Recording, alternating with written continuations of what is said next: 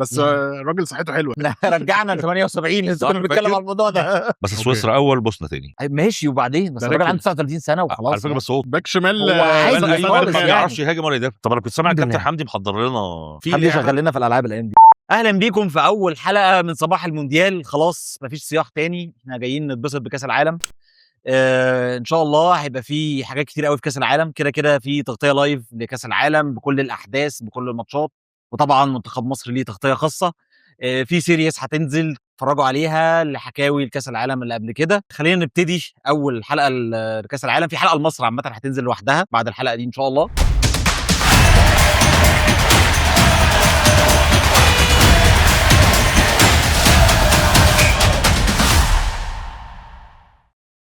ازيك يا علي؟ ازيك يا حودس؟ عامل ايه؟ الاخبار؟ ازيك يا تيكو؟ الحمد لله. احنا كده ما ينفعش نتكلم على كاس العالم من غير ما علي يكون معانا. ليه بس؟ موسوعه الصراحه يا راجل ده كده عشان محبين كاس العالم 94 احنا مش هنعرف نوصل لهم بالظبط. لا والله خلاص. جيل الثمانينات محتاجين حد يعبر عنه. مش عايزين نعجزه برضه قوي يعني. لا انا عجزت خلاص. لسه شاب يعني. لا لسه شاب. لسه شعرك ابيض، لسه شعرك اسود اهو. لا والله. طب الحمد لله لسه زي الفل. المهم كاس العالم لاول مره 48 فريق، وما ينفعش ما نتكلمش عن الموضوع ده لان هو منرفزني جدا يعني. انا مش مبسوط بصراحه بالفكره. 48 فريق، حاسس ان احنا هنقعد كتير قوي عقبال ما نخش كاس العالم اللي احنا مستنيينه. هي فرصه للمنتخبات الصغيره وتظهر ومش عارف ايه وبتاع، بس هي مش فرصه للمشجعين خالص يعني. انا ده وجهه نظري. مشجع زي انا احب اتفرج على الفرق الجديده. انت مدير فرق جديده كتير قوي. انا حابب ان انا اتفرج على تو ماتش ولا حاجه. هو شهر خلاص بنقضي يعني. ده كاس عالم يعني. احنا بنبقى محضرين نفسنا خلاص. هو في كاس العالم احنا ما بنعملش غير حاجه غير احنا بنتفرج على ماتشات. انت اديتني ماتشات اكتر، اديتني فرق انا ما اعرفهاش، اديتني لعيبه انا اول مره هشوفها، بس مدارس كوره جديده. لا مش مدارس لا ده حضانه مش مدرسه. مش مشكله. الله اعلم ممكن نلاقي 2 3 4 كوستاريكا المره دي عادي يعني. انت كنت عارف ان كوستاريكا هتعمل حاجه؟ لا اكيد لا. بس كوستاريكا عشان توصل فانت منقي فعلا الفرق الجامده اللي ممكن تعمل مفاجآت. انما انا اعتقد ان انا مش مستني من فرقه زي هايتي او كوراكاو ولا كوراساو. انا عندي حاجه بس. هو في حاجه، في غلطه او ايرور حصل في كاس العالم ده بالذات مش هيتكرر تاني بعد كده. ان اضعف قاره او تاني اضعف قاره في تصفياتها منهم 3 منظمين ومدخلين لهم فرق كتير قوي يعني امريكا الشماليه يا جماعه مدخلين من عندهم ناس كتير قوي يعني 3 منظمين، ومدخلين بقى كوراساو وكوستاريكا وبنما. وكوستاريكا ما راحتش اصلا. مش كوستاريكا اصلا ما راحش كاس العالم ده. يعني ده من كتر ما هي ضايعه خالص السنه دي. فالفكره دي مش هتتكرر بعد كده. يعني كاس العالم الجاي بعد كده الفرق المنظمه هتبقى هي المفروض تبقى كويسه على الاقل. في مش 3 فرق.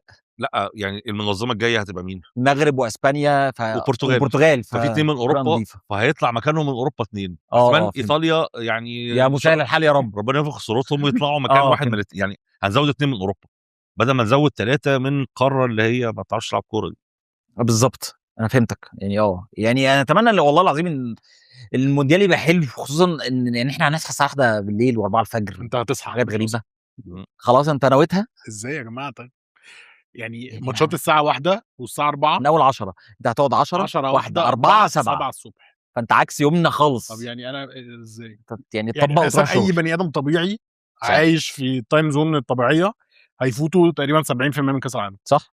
انت هتضطر انك تصحى عشان لو فرنسا بتلعب البرازيل انت لازم تصحى. ايوه بالظبط. لكن غير كده مش هتصحى. ما هي المشكله يعني. احنا لسه كنت بتكلم على ان احنا اصلا انا كنت بحب اتفرج قوي على اي ماتشات اللي هي ايه الماتش اللي هو كوريا بتلاعب استراليا عادي. انا ممكن اتفرج عليه اي حاجه في كاس العالم اتفرج عليها بالظبط. بس هو احنا هنتحرم اعتقد من الموضوع ده في كاس العالم ده. انت هتبقى بيكي جدا في الماتشات اللي هتتفرج عليها. انا كنت بحب قوي كاس قارات 99 كان في امريكا او المكسيك. كان في المكسيك بتاع الخمسه. فكان نفس خلاص بقى مش عارف يعني كان نفس المواعيد دي بس كنا ساعتها في المدرسه. ايوه بالظبط في مدرسه واجازه الصيف فكانت ممتعه جدا وماتشات قليله وماتشات مش كتير ففي اللذيذ يعني. انا طبعا ما حضرتش كاس عالم 94 امريكا بس متخيل ان هو نفس الكلام اللي هو لو اي واحد لسه في مرحله ان هو بياخد اجازه الصيف اكيد هيبقى متكيف. اما انا يعني ساعتها كنت في المدرسه. لا الموضوع كان ممتع جدا جدا طبعا. دلوقتي في شغل بقى وفي مش هيختلف. زائد الهبل الجديد بتاعهم اللي ما كانش موجود في 94 بقى موجود. العواصف وهنوقف الماتش انا نفسي اسالك السؤال ده، هل في 94 كان في عواصف دي ما في، ولا دي حاجه جديده؟ 94 ده مفيش غير ماتش واحد بس وقف في كاس العالم كله، كان ماتش المكسيك وبلغاريا عشان العارضه اتكسرت، ده قبل الماتش بس كده وغيروا الجول بس خلاص. دي الحاجه الوحيده. لا في بقى عواصف ولا على فكره كان في الصيف برضو. ايوه انا ما اعرفش الناس دي بتلعب بقى في الجو. موضوع ما هو الويذر كده كنترول ده طلع، الموضوع كده في حاجه، في خبط. الويذر كنترول ده طلع بجد ولا ايه ما اعرفش بقى. بس لا يعني مش عارف، هو في كلام ان ماتش مصر والبرازيل اصلا احتمال يتأجل اصلا او يتلغي خالص. احنا طبعا الحلقه دي بتتصور في ليله ماتش مصر والبرازيل، فالمفروض احنا مستنيين الماتش اللي غالبا مش هنشوفه، اللي غالبا مش هنشوفه. ما هو انا مش متخيل مثلا ان انا صاحي الساعه 4 الفجر بتفرج على ماتش البرازيل وهولندا مثلا، وقاعد مع الماتش مثلا يكمل لحد الساعه 10 الصبح، يعني ده كارثه. ده هبل، محدش ده هيسمع. حصل كتير في كاس العالم للانديه، فانت بالظبط ده اللي مخوفني. متوقع جدا يعني. وبرضه موضوع الحر ده كان موجود بس يعني لسه كنت بقول لكم قبل الحلقه في فرقه زي السويد اللي هم عايشين في التلج دول وصلوا على فكره سيمي فاينل عادي، ما فرقش. رومانيا وصلت دور الثمانيه، مش ازمه يعني. اللعيبه كانت انشف برضه زمان برضه، هم كانوا جايين يلعبوا كوره كده دلوقتي الدنيا فرافير شويه. طيب دلوقتي اللي بتدخل عليه دخله صغيره بيعمل فيها ميت على الارض، زمان كانوا بيتضربوا وينزلوا دم ويكمل لعب عادي. بس المهم يعني كفايه كلام على اجواء كاس العالم اللي خلاص احنا ما فيش مفر منها. احنا هنبتدي نمسك مجموعه عامه. المجموعات للاسف مش اقوى حاجه، طبيعي. هنحاول ان احنا نعديها بسرعه ونتكلم اكتر على المنتخبات الكبيره في الحلقه دي وعلى المنتخبات العربيه كلها ما عدا مصر، ان شاء الله ليها حلقه لوحدها. مصر مميزه بقى بعد ماتش البرازيل، مميزه جدا. فابتدي يا تركي بقى كده، شوف لنا المجاميع ايه. عندنا المجموعه الاولى المكسيك، جنوب افريقيا، كوريا، تشيك. تفتكر الله. مين اول اتنين؟ يعني مش هنخش في احسن توالت قوي، بس لو عندك فرقه حاسس ان هي هتزق يعني ممكن نقولها. يعني اعتقد ان جنوب افريقيا حصله بناء على اللي انا شفته في الامم الافريقيه اللي فاتت، فهي حصله في المجموعه دي. اعتقد الاول تشيك، ممكن بعديها كوريا، مكسيك احسن توالت. والمكسيك عشان انتوا عارفين ليه طبعا، عشان المدرب المدرب بتاعه اجيري. انا ممكن اتفق معاك، بس انت واخد بالك ان المكسيك صاحبه الارض صح؟ مش مهم عادي ولا اي حاجه ولا اي حاجه مش هتفرق.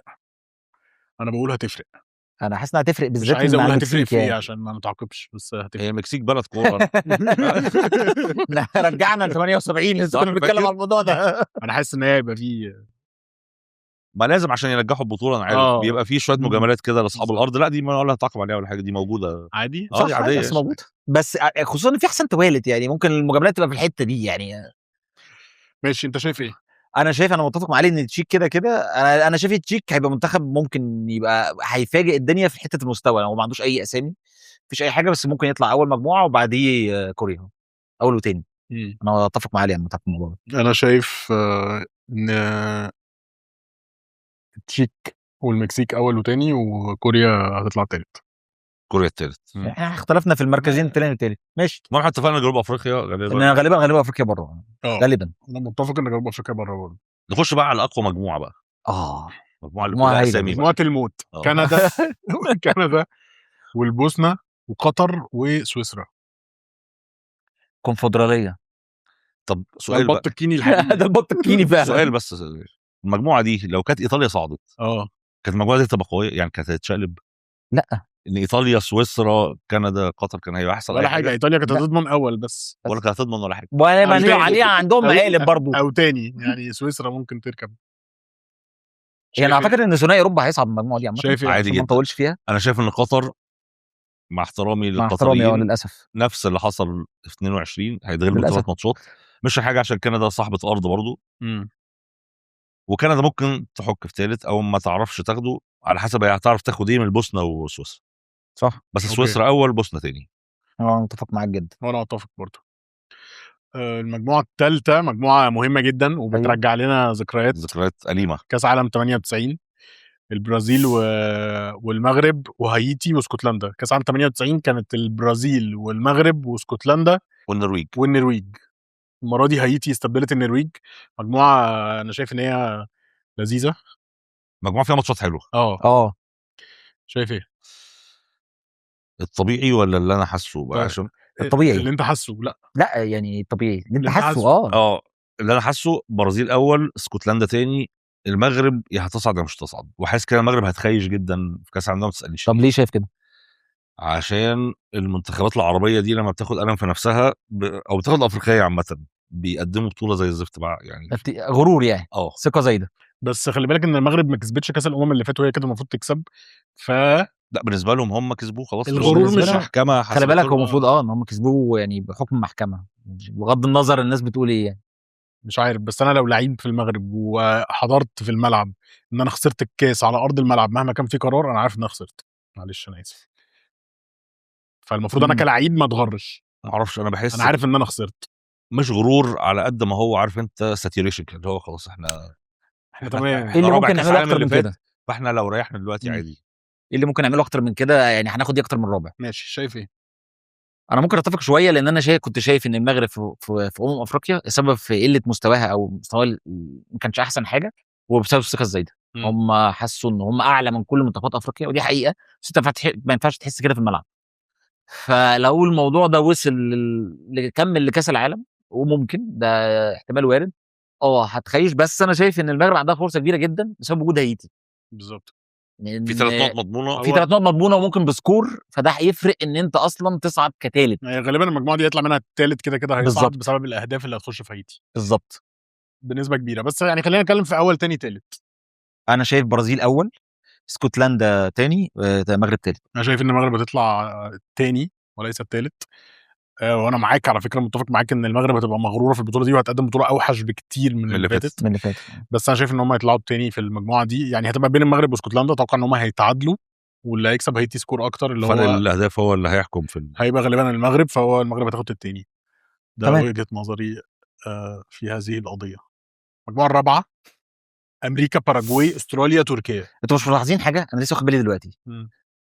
بمناسبه ان صاحب الارض بيتجامل، انتوا شايفين قرعه اصحاب الارض عامله ازاي؟ يعني مفيش مجموعه عدله. يعني دي صاحب الارض الثالث اهو، باراجواي، استراليا، تركيا. انت عايز تقول ان في كرات سخنه؟ هو يعني بنسبه 80% بالمنظر اللي شايفه قدامي ده اكيد في حاجه غلط.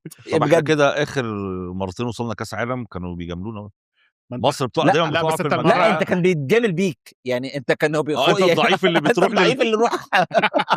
انت المره اللي فاتت كنت في مجموعه روسيا، فانت دخلت وسط كانوا بيجاملوا روسيا عشان بيجاملوا روسيا، فانت استفدت. بالظبط. لا بس فعلا حاجه غريبه يعني، بس عامه هي يعني احنا يعني هنفترض حسن النيه. المجموعه الرابعه يا استاذ علي، امريكا، باراجواي، استراليا، وتركيا. قبل ما اقول لك بس حاجه اخيره، ما تنساش ان اصحاب الارض بيتحطوا تصنيف اول، فده اللي ضاعف شويه. ممكن صح. ايوه صح. صح عندك حق. صح. تركيا اول، امريكا تاني، باراجواي ثالث. اوكي، اتفق مع ان انا شايف ان اصلا ممكن باراجواي واستراليا اصلا يتعادلوا مع بعض الماتش ده ويخرجوا مع بعض هم الاثنين. انا بص، الصيع بتوع امريكا الجنوبيه دول يعني يعرفوا 1-0 كده. استراليا دول برضو بتوع رجبي بقى وحاجات مش فاهم، انا ما اعرفش بيلعبوا كوره ليه، بس يعني زي امريكا ما مستضيفه كاس العالم اهي. انا شايف تركيا اول.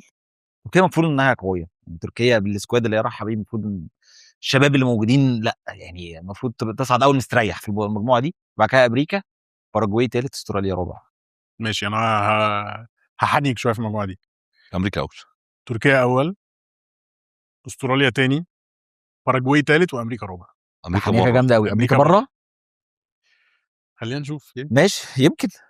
ماشي. المجموعه اللي بعدها المانيا وكوراساو و كوت ديفوار والاكوادور. مجموعه على فكره هتبقى فيها ماتشات حلوه عامه. بص، المانيا ما اعرفش واخده غطس ايطاليا، وانا بقيتش يعني متفائل بيهم خالص. المانيا واخده غطس ايطاليا بغرور غير مبرر بالنسبه لي. يعني انتوا ما بقيتوش المانيا يا جماعه. مفيش غرور، بالعكس، ده الغرور هو اللي كان موقفهم على رجليهم. انا بقيت احس الفرقه ما عندهاش شخصيه. انت العكس، ان هم خلاص اتخلوا. هم طول عمرهم مغرورين، فبيوصلوا عشان هم عندهم ثقه عاليه قوي في نفسهم. المانيا بقى لها كاسين عالم، لا هو الفرقه كده نازله بتنزل ماتشات ضعيفه. انتوا المانيا على فكره المفروض تاكلوا الفرقه دي، بيتاكلوا. اكوادور، المانيا، كوت ديفوار. بص انا حابب اتكلم شويه على المانيا في حته القائمه بتاعت المانيا السنه دي. يعني لو 2022 كانت وحشه، فالمره دي برضو فيها مشاكل كتير جدا، فاضيه شويه، فاضيه جدا، خصوصا في نص الملعب. بس ما فيهوش حد. لا فيش. مين؟ بافلوفيتش. هو بافلوفيتش بس. كيميتش عامه، كيميتش بيلعب باك يمين في باك المانيا يمين. يعني، هو مش رايح لنص الملعب، هو مفيش غير بافلوفيتش، مفيش حد. ليه بس عندهم ليفلنج ده كويس، الواد السريع ده. كويس. ممكن اسمه ايه، شتيلر من شتوتجارت. ايوه مفيش الاسم. شتيلر جامد جدا، بس مم. مفيش الاسم ما اللي ممكن دول هو بقى اللعيبه التقيل الجعانه بتاع دي هي المانيا. اللي هتروح تبقى عايزه تلعب او تعمل تاريخ. ممكن يعني مش هيبقى ممكن. رايح برضو همدان بقى من الموسم المضغوط. وزائد يا عارف. جدعان، المانيا لثالث كاس العالم تقريبا على التوالي بتخش من غير مهاجم، والمانيا مش الفرقه اللي ينفع تخش من غير مهاجم. اونداف على فكره جامد. دينيز اونداف. يا عم اونداف حكاري وفولتميد وماريو جوميز موجود. وكلوزا ومولر لا صعب. لا جامد والله. ما واخدين رودي فولر معاهم برضه. مين إيه؟ رودي فولر؟ فولتميد موجود. فولتميد. صح فولتميد. صح. بس فولتميد الاخر 6 شهور مع نيوكاسل يعني كان بيلعب 10. هو بينزل يستلم ده من لما تحت. بيلعب، هو اصلا في مشاكل مع عايزين يمشوها. طيب اول تاني تالت. اول تاني تالت الطبيعي المانيا. انا شايف الاكوادور تاني. والتالت كوت ديفوار. وعشان الاكوادور احنا كنا بنتكلم على القايمه بالمناسبه، هم عندهم دفاع غريب جدا. الثلاثه اللي ورا المشهورين باتشو، هينكابي، هينكابي باتشو دي في حد ذاتها اصلا ثنائيه مرعبه قوي. هم بيلعبوا 4 ولا 3 ولا 3؟ لا 4. 4 يعني هينكابي سنتر باك. ساعات بيلعب ستوبينيان، ما اعرفش باك يمين يعني، ما اعرفش برضه بيعمل ايه مع انه اشول يعني. ماشي انا شايف زي محمود. التاني هيبقى بين اكوادور وكوت ديفوار زي هايتي كده هناك، اللي هيكسب سكور اكتر كوراساو هو اللي هيروح يعني. بالظبط. المجموعه دي كالعاده اعتقد هيطلع منها ثالث احسن توالت. والناس متفائله جدا للاكوادور بنفس نظريه بيليه في 94.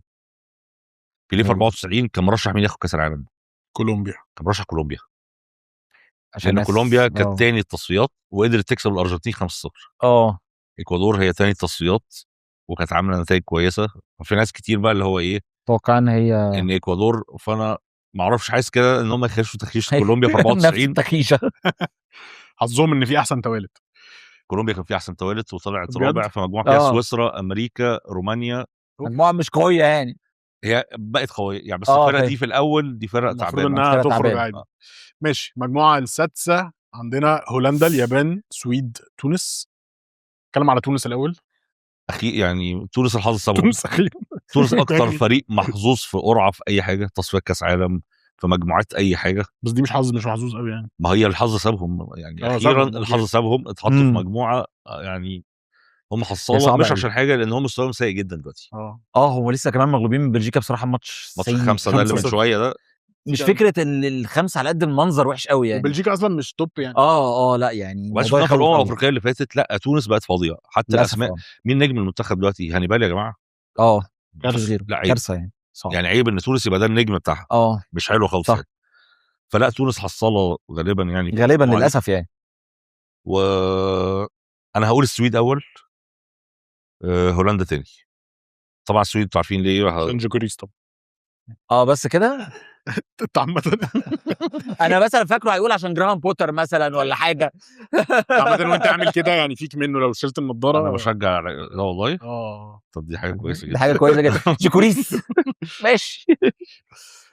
محمود.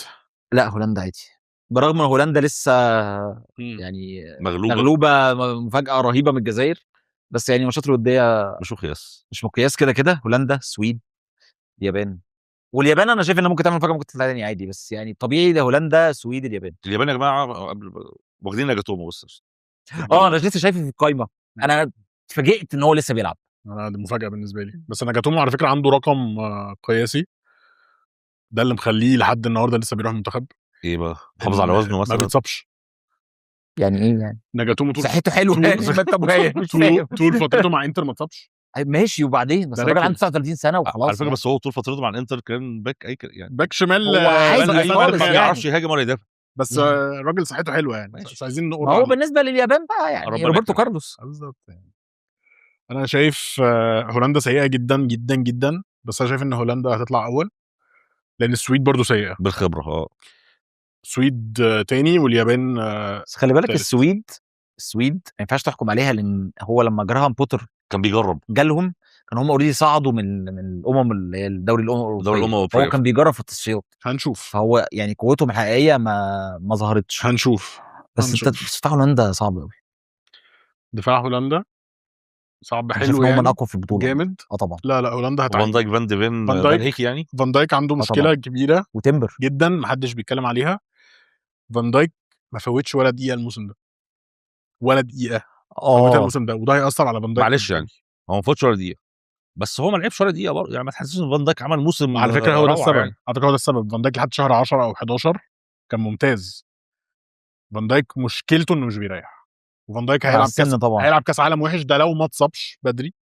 هيلعب كاس عالم وحش بالسبب ان فان دايك ما ريحش ولا ثانيه السنه دي. فان دايك اصلا كسر ريكورد جون تيري ان هو اكبر لعيب في الدوري الانجليزي يلعب 38 ماتش كاملين فعلا. يا نهار ابيض. بس هو فان دايك مش كبير على فكره. فان دايك 35 سنه كبير برضه على كميه الماتشات دي. جون تيري كان 34 لما لعب 38 ماتش. فاللي بيحصل مع فان دايك ده قله قيمه، يعني هو بيهنوه بالبطيء. فانا شايف ان دفاع هولندا كاسماء جامد، بس هيعينوا على ان فان دايك هيبقى واقع. مجموعه الموت. استنى ما خدناش حل المجموعه دي. لا السويد اول هولندا تاني. السويد اول. ايوه صح لما عملوا كويس. ايوه انا غلط عندي. مجموعه الموت. مجموعه الموت عشان هي مجموعه الموت هنخلي لها حلقه لوحدها. انا هحجب صوتي. ما احنا كلنا هنحجب صوتنا في الحلقه دي. خش على مجموعه الثامنه بقى. خش على الثامنه على طول. ماشي. اسبانيا، كاب فيردي، والسعوديه واوروجواي. اسمهم كابو فيردي عشان هم غيروا اسمهم وما تقولش اسمهم غلط، وعارف انت الحاجات الافريقيه. الجو ده الجو عارف انت الجو الراس الاخضر حلوه كده. الراس الاخضر يعني هنترجمها. كنت فاكر ان كاب مثلا بالفرنش، بس كابو دي بالانجلش. انا ما اعرفش والله. هتبقى كاب مش كابو. ايه كابو دي؟ كابو مش عارف. ما علينا يعني كام بقى. ما علينا. اسبانيا اول، مين تاني؟ اسبانيا اول كده. اسبانيا اول طبعا. يعني اسبانيا هتاكلهم كلهم واحتمال سكورات كمان. يعني التاني اورجواي عشان بيلسا بس. بغض النظر ان جيل اورجواي السكواد خلاص. السكواد مش قوي. هو عامه اعتقد ان احنا متفقين على الاول والتاني، والمشكله هنا مين هو التالت؟ السعوديه وكاب فيردي. التالت انا بقول الناس هتزعل برضه، بس يزعلوا بقى. كاب فيردي السعوديه حصاله عادي. كاب فيردي فرقه كوره. هي كاب فيردي كده احنا شفناها في كاس الامم واحنا قابلناها وعارفين كاب فيردي عامله ازاي. فرقه كوره، فرقه رخمه عشان كده بنقول كده.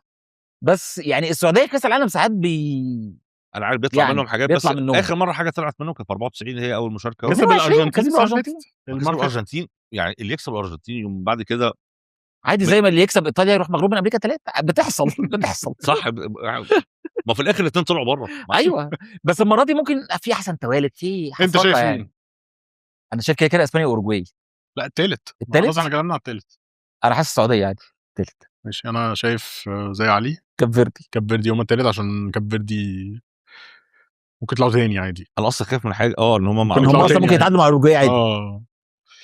هنشوف. مجموعه الموت بقى. دي مجموعه الموت بجد.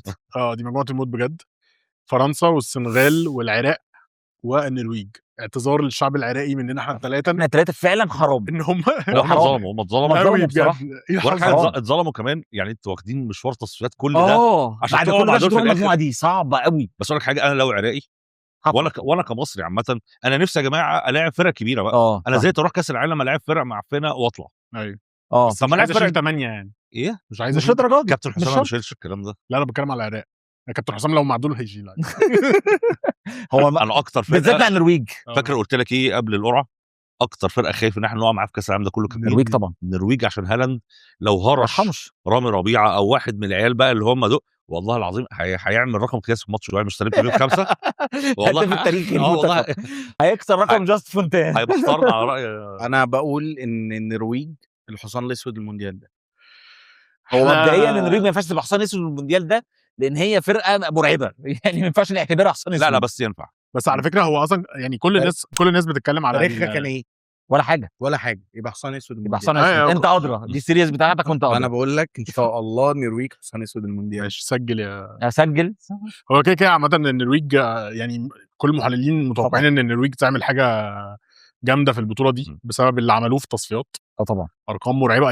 اي نعم في ماتشات كتير كانت عبيطه وسكورات ما لهاش معنى. بس ماتشات ايطاليا برغم سوء ايطاليا بس جبروت النرويج في الماتش لا مش سهله يعني مش سهله جامده طبعا. فمين اول ومين تاني ومين تالت؟ يعني فرنسا اول، اتمنى السنغال، بس هي النرويج تاني، سنغال تالت، واتمنى السنغال تعرف تجيب نقطه عشان تصعد، يعني تجيب نقطه 3 نقط قصدك؟ لا ما إن شاء غالبا مش ان شاء الله، يعني غالبا هتكسب العراق، فتبقى عايزه نقطه اللي هي الاربع نقط اللي بيصعدوك احسن توالد دول. هو في كام تالت معلش؟ 8 هم كتير، 8 من 12 8 12 كتير، غالبا اللي هيجيب 3 نقط هيصعد يعني بنسبه كبيره. 4 كده غالبا بيصعد، 4 بيصعد، طبعا 3 بقى فرق اهداف، بس المشكله هيبقى في المجاميع الصعبه دي هي اللي هتبوظ الدنيا خالص. وفي مجاميع اللي هي بتاعت عارف انت ايه، 4 9 6 1 1 لا اللي هم هيخرجوا بعض، اللي هم بيخرجوا بعض في اخر ماتش دول. عندك أنا اعتراض؟ انا عايز احنك. هتقول مين تاني؟ السنغال اول، ها؟ النرويج اول. النرويج اول على فرنسا. حلو. انا حاسس ان فرنسا ممكن ما تبقاش البطوله، تخيش البطوله دي جدا. اتفق معاك. هو داخلين بسكواد مرعب، بس الاجواء اللي حوالين فرنسا مش مظبوطه، مش مظبوطه خالص. فالنرويج اول، فرنسا تاني، السنغال تالت، للاسف العراق رابع. مع ان والله يعني المستوى العراق كان قدام اسبانيا كان حلو جدا. بس احنا طبعا بما اننا احنا كمان تعادلنا مع اسبانيا، فواضح ان مستوى اسبانيا هو اللي عليه في الوديات. يعني خلي بالك ماتش العراق مع اسبانيا هو كان بيلاعب ناس من بره قائمه كاس العالم، لو انت بتتفرج. انا شفت يعني القائمه نفسها كان بيلاعب في الاخر اسبانيا برضه. ما انا فاهم، بس يعني هو كان نازل يجرب حاجات، يعني برضه الماتشات اللي قدام دي مش مقياس خالص، مش مقياس، لا مش مقياس. كده بشجع العراق كده ان شاء الله كده بصراحه يعملوا اي حاجه، يعملوا ماتشات كويسه حتى، يعني حتى لو ما كسبوش يعني ان شاء الله ما يبقاش في سكورات. هي دي المشكله اللي بتضايق يمكن. اوكي. ارجنتين، الجزائر، النمسا. انا ما قلتش صح، انا ما قلتش. انا شايف فرنسا اول، والنرويج تاني، والسنغال تالت زي علي. اوكي. المجموعه اللي بعد كده عندنا الارجنتين، الجزائر، النمسا، والاردن. دي مجموعه التسعة 6 1 1 اللي انا حاسسها. تصدق فعلا الجزائر هتاخد الاردن بالحضن، يتعادلوا مع بعض حبايب ونطلع احنا الاثنين بره. الارجنتين غالبا اول طبعا. نمسا، لو الجزائر واردن، الجزائر خبره طبعا عن الاردن، الجزائر يعني الجزائر هي اللي تبقى ثالث يعني. اوكي. انا اتفق مع علي عامه، واتفق معاه في موضوع الواحد واحد ده، النقطه ونقطه دي انا حاسسها فعلا في المجموعه دي يطلع. وخصوصا على فكره النمسا منتخب مش سهل، وبيجهزوا بقاله كتير قوي، المفروض ممكن يعمل حاجه في البطوله دي. ومدرب مشروع رانجنيك. انا شايف النمسا اول، والارجنتين تاني، والجزائر والاردن هياخدوا بعض بالحضن. برضه نفس الكلام. انتوا ايه رايكم في موضوع نص التعمير سنه؟ بيحصل كتير، وبينجح كتير، وبيفشل كتير، بس طبعا قله ادب يعني. وقبل البطوله بالذات، يعني قبل البطوله مهمه. طب ما تشرح للناس برضه عشان لو حد بيتفرج ومش عارف ايه اللي حصل. اشرح انت اللي حصل ان موسى التعماري ما كانش عاجبه اداء المنتخب. كانوا بيلعبوا سويسرا، بيلعبوا لو بلوك، فبيلعبوا لو بلوك على سويسرا، فمش عاجبه، فقعد يقول للعيبه اطلعوا نضغط. فطلعوا ضغطوا، فحظوا الفقر ان هو طبعا هو عمل حاجه غلط، بس حظه وحش قوي ان نفس الكوره اللي هو قال للعيبه يلا نضغط جت جون. واحد صاحبنا حصل معاه كده، بس زميله انقذه. ده ايه؟ افتكروا مصر؟ لا مصر كده حماده طلبه. ده كان حسام غالي. دي كانت المشكله. ايوه مشكله مشهوره اللي من ساعتها اصلا حسام غالي ما راحش المنتخب. صح. وحماده طلبه الكره اللي شالها من على الخط. ايوه دي صعدتنا. ايوه رحنا كاس العالم بسبب الكره دي. وده يعلمك ايه بقى؟ ان انت تسمع كلام المدرب، حتى كده تسمع كلام المدرب. يعني حتى لو انت شايف حاجه غير اللي المدرب شايفها، انت كده لازم تسمع كلام المدرب، لان هو اللي هيحاسب، وانت تلبس نفسك بالظبط زي ما حصل. ممكن يبقى انت صح انك تضغط، بس حظك وحش ان الكره دي جت جون، فاللقطه بقت عليك انت. فليه تعمل كده يا موسى؟ ليه يا حبيبي؟ صح. ده من عشان هو لعيب من اللعيبه اللي انا بحب اتفرج عليه. هو كابتن ماجد ممتع جدا. ممتع جدا. ماشي. تخش على اللي بعد كده. عندنا البرتغال، والكونغو الديمقراطيه، واوزبكستان، وكولومبيا. المجموعه دي هتبقى فيها اعتقد ضرب نار على بتاع الصعود. لا تالت. المجموعه دي برتغال والتاني كولومبيا على فكره مش زي زمان خالص. ما انا عارف، بس منتخبات امريكا الجنوبيه دي لا هم بيعرفوا يعدوا. برتغال، كولومبيا، كونغو. كونغو ولا اوزبكستان؟ وخوسانوف هيطرد يا جماعه في كاس العالم ده عشان انت متضايق منه، دي حاجه ثانيه بقى. عشان اللي هو بيعمله في الدوري الانجليزي ده ما يتسكتش عليه في كاس العالم. ما ينفعش مع اخر لعيب في الملعب 3 مرات بتضربه وتفلت. لا يا عم خوسانوف نركز عشان هتطرد. يمكن يطرد قدام ويسا عادي، ده دوري انجليزي. ما هنشوف بقى. ده لو ويسا لعب اصلا، ده لو ويسا لعب فعلا. ما بيلعب بكامبو. ماشي. شايف ايه يا حوده؟ انا شايف البرتغال، كولومبيا. انا شايف اوزبكستان. انا شايف ان اوزبكستان اقرب لصعود من الجروب عندنا كتالت. لو حد هيصعد تالت وحاجات كده يا جماعه، دول العاب قتاليه، دول مش بتوع كوره. كسبونا. لا كسبونا ضربات جزاء. يعني بس يعني احنا اللي بتوع كوره قوي، ما احنا برضه بتوع يعني بنحاول. احنا بتوع حاجات ثانيه. ماشي. انا شايف البرتغال وكولومبيا، وهيبقى في منافسه جامده على الثالث بين كونغو واوزبكستان. وانا شايف زي محمود اوزبكستان. لو حد هيصعد تالت يعني ممكن يتعادلوا برضه. بالظبط كده. ماشي. المجموعه الاخيره قويه، عندنا انجلترا وكرواتيا وغانا وبنما. نتفق كلنا ان بنما هتبقى حصاله طبعا، حصاله المجموعه. بقول لك حاجه يعني، وغانا هي ثالث ب3 نقط. لا ممكن مش هتكسب بنما. اعرف. لا انت ليه غانا وحشه قوي يا جماعه، وحشه قوي. سكوادها كويس قوي علي. الاسامي كويسه. الاسامي كويسه قوي. توماس بارتي كبر، هم ما عندهمش غير سيمينيو على فكره. ويليامز قدوس مش رايح، صاب. هي دي مشكله برضو. قدوس ده اسم إنياكي ويليامز يا جماعه كبير برضو، خلي بالك. بس في الاخر اسم ولا اسم ولا حاجه. وسيمينيو لوحده اصلا ممكن يكسب بنما 7 عادي يعني. ما فيش لعيب بيكسب لوحده يعني ما اعرفش. دي فرقه ما قدرتش توصل كاس ووصلوا كاس عالم عشان الظروف خدمتها. بس كاس الامم ما كانش بيروح معاهم الاسامي دي. يعني المهم ان هم ثالث. انجلترا هو مشكله كرواتيا برضو عجزت قوي. انا لسه كنت اقول لك كده ان هو ممكن ياخدوا تاني عشان كرواتيا معجزه. انا كنت بتفرج على كرواتيا وبلجيكا ولقيت مودريتش وكوفاسيتش هم اساسيين نص الملعب. ايوه لا صعب جدا. رجعوا راكيتيتش من الاعتزال عشان عارف مين المهاجم بتاعهم؟ بيريسيتش بيلعب وينج اصلا. كراماريتش نفس الفرقه. هو نفس الفرقه، مفيش حد تاني. فرقه بقى لها 8 سنين بتلعب هي. على فكره هو من اعلى معدل الاعمار للمنتخب في كاس العالم ده. كان الموضوع صعب قوي. الاسطوره الدفاعيه. الاسطوره انهي واحده فيهم؟ فيدا؟ لا لوفرين اكيد طبعا. لوفرين عمل كاس عالم 2018 كان جامد صراحه. ما علينا. ماشي. كلنا نتفق ان انجلترا اول وكرواتيا ثاني، صح كده؟ ممكن احنيك غانا ثاني على كرواتيا. غانا على كرواتيا. ممكن والله كرواتيا حنيكه مقبوله. ما دي الحكايه اللي انت بتضربها يمكن تيجي. ايوه زي انا عديت واحده بس انتوا ما حدش علق عليها على فكره. عديت واحده؟ عديت مجموعه؟ لا اديت حنيكه. اديت واحده اللي هي يعني بتاعت امريكا. لا غير دي. لا مش استغربت ان ما حدش علق عليها. ان النرويج اول على فرنسا. لا ما انا قلتها دي. ان النمسا اول على الارجنتين. ايه ده انت قلت النمسا؟ لا انا عادي. الارجنتين عادي ان هي في الدور الاول على مهلها. على مهلها عادي، ممكن تتغلب عادي. ماشي. ده الصدق هي مش وحشه. هسأل سؤال اخير بعد ما فصصنا المجموعات. مين الحصان الاسود للبطوله؟ الحصان الاسود قصدها الصعب قوي. لا يلا. تركيا.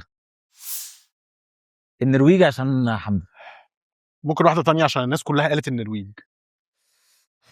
ادينا حته كده فاهم. حته حنيكه قوي. النمسا. ايه ده؟ سرقها معلش انت كنت تقول لي الاول. ما هو قالها الاول ومصعده الاول. لا انا قايل لك لسه بقول لك مدرب مصعده الاول على الارجنتين اكيد. ماشي انا اتفق معاك. النمسا هي مفاجاه البطوله. ممكن اقول منتخب تاني مع النرويج. اتفضل ادي الجلوك. ما هو قال تركيا يا ابني. حلو ماشي. فانا كده النرويج وتركيا. طب مصر فين يا جماعه؟ انا ليا راي مختلف تماما.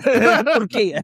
طب فين مصر يا جماعه من التوقعات والحصانه السوداء اللي مصر حسابات اخرى. مصر في حلقه لوحدها هنتكلم عليها بالديتيلز. لا ويا رب يا رب يبقى شكلنا حلو. والله العظيم. عارف لو خسرنا ال3 ماتشات ولعبنا حلو والله هتبسط اقسم بالله. بس انا نفسي يا جماعه وحشني الكوره. طب انا كنت سامع كابتن حمدي محضر لنا حاجه. في حد شغال لنا في الالعاب الايام دي. هنلعب لعبه. كل واحد فيكم هيختار تشكيله كاس العالم التاريخيه، ولكن من اول 94 حتى 22 بس بشرط محدش فيكم هيقول لعيب تاني حد اختاره الا لو في نسخه مختلفه. يعني عندنا 3 تشكيلات مختلفين زي اللي احنا لعبناها. ماشي بالظبط. ولكن لو في لعيب هيتكرر هيبقى في نسخه غير رونالدو 98 ولا رونالدو 2002 بالظبط. ماشي يلا بينا. خلاص نبدا بمين؟ فهمتك. ابدا بعلي بقى. ابدا بعلي. هو البابا كده ده والله. ده كده علي في حراسه المرمى. حراسه المرمى حارسي المفضل تاريخيا جانلوكا باليوكا 94. انت بدايه 94 من اولها. كده محطوطه ليه. حلو قوي. تيكو. انا هحنيك شويه في الحارس. حنيك. انا هقول نافاس كوستاريكا. حلوه والله. حلو 2014. مع انك سايب نوير وبوفون وكاسياس وناس كتير قوي، بس حلوه. دي عالم تعب. لا حلو. لا ما ينفعوش دول. محمود حارس المرمى. حارس المرمى نوير 2014. الباكين بتوعك هختار الباكين مع بعض. باك يمين وباك شمال مع بعض. لا عشان هسيب لهم فرصه برضه. كافو. مش هاخد كافو. خد بقى روبرتو كارلوس كمان. لا ما انا هسيب لكم روبرتو كارلوس خلاص. وجروسو 2006. حلوه كافو. كافو انهي نسخه؟ كافو 2002 طبعا. كده 2002 ما كانتش محتاجه اقواله يا كابتن علي. تيكو مين الباكين بتوعك؟ روبرتو كارلوس 2002. حلو. سيب حاجه لعلي. وليليان تورام 98. حلو. انا كده عارف ان ده هيرجع لورا. اسيب له ايه ده عنده شلوح 94. احنا ما نعرفش عنه حاجه. كولومبي ما نعرفش عنه حاجه. لا فاجئ الجميع. انا هلعب سهل. فاجئ الجميع. باك يمين فيليب لام. حلوه 2014. حلو. طبعا باك شمال سلام. ايوه فيليب لام بقى بس 2006. شايف الله. شايف الله والله حلو. مدرسه والله حلوه. مدرسه. علي مين السرد باكين بتوعك؟ ارجع لورا شويه سرد بقى. باكين لا ماما لا ورا خالص. ورا فعلا. يعني هناخد دسايي 98. حلو. وكده طبعا الافضل بقى بالنسبه لي باريس 94. الله برضه. يا سلام. تيكو سرد باكين. كانافارو 2006 وبويول 2010. حلو. طب ايه اعمل ايه انا بقى؟ سيبنا لكش حد. ما سبتليش حد فعلا. لا مش- لسه في. لا في كتير. انا بحب دفاع فرنسا 98 كده لوران بلو. حلو. وما اقدرش ما اخدش هاملز. هاملز 2014 2014 طبعا.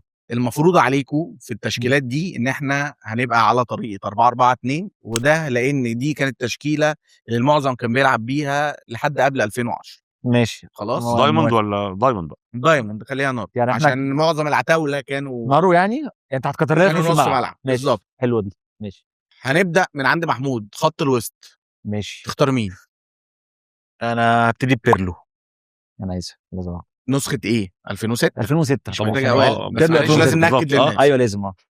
تيكو انا بوسكيتس 2010 احسن هبدأ. 6 في التاريخ الحديث. اتفق. اكيد كانتي 2018 احسن من بوسكيتس بكتير.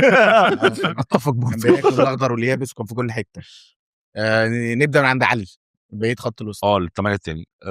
ناخد بقى لعيب افريقي بقى. بابا ديوب 2002. الله. حلوه. والله عجبتني. ما هو لازم يبقى في حد افريقي بقى. تيكو تاني. انا هاخد شنايدر 2010. جامد قوي. ماشي. محمود انا ما خدتش حاجه من اللي قدام خالص من الاخيره. هاخد مودريتش 2018. جامد برضه. حصان اسود بجد. حلو. محمود مم. تالت خط وسط معانا. ماشي. بما اني راجل الماني انا كده ما ينفعش ما اخشش فينشتايجر. 2014 2014 طبعا. كده. يعني والله 2014 و10 كان كويس برضه. وكله 6 و10 و14. تركي تالت خط وسط معانا. انا هاخد مايكل بالك 2002. اوف يلا. فشيخ يا ساتر. علي الثالث بتاعي تالت بتاعك. بما اني راجل ارسنالاوي فييرا 2006. فييرا. انت هتاخد كانتي وفييرا؟ انا هقفل. انا ما ما حدش حدش عارف. ايوه ايه ده؟ يعني ازاي؟ لو ليه؟ لعبتوا بيليه ومارادونا ده حلم كل واحد فرنساوي ان هو كان يشوف فييرا وكانتي مع بعض. مع بعض، ايوه ايه صح؟ ده يا نهار اسود. ماشي نيجي نكمل من عند علي. العشرة بتاع فرقتك. العشرة هيبقى اوزيل 2010. بما انه حلو. 10 ف 2010. جامد. لا ولعيب ارسنال. جامد. لا بقى هو احنا يعني دي ما كده كانش بيلعب. تشكيله ارسنال التاريخيه في كاس العالم. ما كانش بيلعب في ارسنال في 2010. ساعتها ماشي. تيكو العشرة بتاعك. انا اقول اكتر لعيب اندر ريتد في كاس العالم 2002 ريفالدو. اوف يا ساتر. ريفالدو اوف حلوه وناسين حلوه وعظيمه. حلو.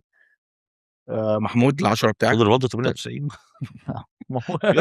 نقطة. لا وانا بص ممكن نقطة اخد على ريفالدو الاختيارات على بس طول. انا في لعيب لو ما قلتوش فاحنا هنتشتم. يعني ومش عارف ما حدش جاب سيرته ازاي. نني ولا يمين؟ النني طبعا. قول لي طيب. النني 2018. زيدان 2006 يا جدعان. طبعا ازاي. اعظم اداء فردي في التاريخ. اوفر ريتد. ماتش البرازيل. ماشي. حلو قوي كده. ثانيه واحده بس. اوفر ريتد. اوفر ريتد في كاس العالم. زيدان اوفر ريتد في كاس العالم. كاس العالم 2006 2006 زيدان اوفر في اي ريتد. كاس عالم. 98 اتفق معاك والله. هو عمل شويتين يا جماعه. راجعوا الماتشات تاني. انتوا بتنسوا الناس والله بتنسى. 98 زيدان كان عادي جدا في كاس العالم. لا 2006 كلمني عن 2006 وهو واحد اصلا معتزل بيرجع من الاعتزال مش عشان يلعب. لا حرام عليك. شمس رونالدو اللي كان خلص كوره في نص على فكره الملعب. انا معاك ان زيدان عامه اوفر ريتد في حاجات كتير قوي، ومن زمان من ايام ما ساب يوفنتوس، صح. ولكن لو بعد ما ساب يوفنتوس تمام معاكم. ده سبب اخر. لا زيدان في كاس العالم يا جماعه لا يا علي، لا زيدان 2006 كانت صعبه قوي. اداؤه ما كانش بالقوه اللي احنا بنختار اللعيبه اللي ادت حلو في كاس العالم. خلينا نكمل الفاضلين وبعد كده احنا ممكن نعمل حلقه بعد كاس العالم نتناقش في الموضوع ده. ماشي. خناقه زيدان. بما اننا خلصنا خط الوسط، عندك 2 في الهجوم يا محمود، اختار منهم اول واحد بسرعه. ماشي. بما ان انا اول واحد جورزا، فانا هاخده يعني عشان ايه ما نهزرش. رونالدو الظاهره. ليه؟ ما فيه ناس احسن منه. لا انا راضي بقليلي. انا راضي بقليلي. نسخه ايه؟ نسخه 2002. 2002 اي نسخه والله اي نسخه. والله لو 98 وهو نازل مش قادر قدام فرنسا هيبقى احسن من اي حد. حلو. تيكو. انا هختار ميسي. يعني ميسي انهي نسخه؟ ميسي 2022. الاخرانيه خالص لما كان علي. خبره بقى عشان الليدرشيب يعني. ماشي. نلحقه بقى قبل ما الناس ناخد روماريو 94. حلو. رجع بقى الحاجه اللي احنا مستحيل نفكر فيها. حلو. نبدا من عند علي في المهاجم الثاني واللعيب الاخير في التشكيله. انا في دماغي كذا حد، بس لعيب برضه انا بحبه جدا ولعب ارسنال برضه، دافور سكر. حلو. حلو. ما اقدرش اعترض الصراحه. تيكو. انت سبت باجيو صح؟ انا سبته عشان يعني انا مش عارف ابطل. انا هاخد باجيو. محدش يفوت باجيو. محدش يفوت باجيو. مش هلعب ب 94. 94 برضه. روبرتو باجيو 94 طبعا. الباشا. طيب ماشي. انا ههدي اللعيب ده للكابتن علي عشان ده لعيب ارسنالي، واعتقد ده اكتر لعيب هو بيحبه. انا لابس هولندا. بيركب. انا عرفت. بيركب 98. انا نسيت خالص. للمتعه. انا والله نسيت للمتعه. طيب اللي هو قدمها وافيشنسي. والله كل حاجه. هو كان غريب. وعلى فكره لسه اتفرج على جونه الارجنتين. يا جون ده خطير. ماشي. والاسيست. خلصتوا مهاجمين. الاسيست احلى. ايه هنختار مدرب ولا ايه؟ لا مش هختار مدرب، ولكن ما حدش فيكم خد امبابي. حسبتوها ازاي؟ امبابي لسه اللي عمره قدامه يعني ان شاء الله لما ياخد هداف كاس العالم التاريخي انا بختاره بعد كده. هو هياخدها. طيب انا بعدين لسه صغير. انا كده على مولر وما خدهاش فاكر. لا بس امبابي لا من 10 سنين. لا يا عم هو هياخدها لو قابل اي فرقه من التعبانين دول هياخدها سواء ده ولا بعده. احنا كل اختياراتنا كانت لعيبه مخلصه ما عدا ميسي اللي هو يعتبر مخلص يعني هو خلاص برضه في اخر ايام. احنا كده النوستالجيا لعبت الدور يعني. عاشقين الدون حمدون هيزعل. ما هوش مهاجم بيلعب وينج والخطه فيهاش وينج فهم هيهاجموا حمدي. لا معلش حمدي السبب. لا معلش انا هتهاجم عنكم. لا هو كريستيانو مش اي حاجه في كاس العالم. يمكن يعمل 2026 الله اعلم. كريستيانو ملوش اي تاريخ. انا مش قادر اتشتم عشان شتمت كتير قوي. انا ما عنديش مشكله اتشتم الصراحه. وبس كده. متشكرين يا استاذ حمدي على الالعاب الجميله دي. ونشوفكم في حلقه مصر ومجموعه الموت.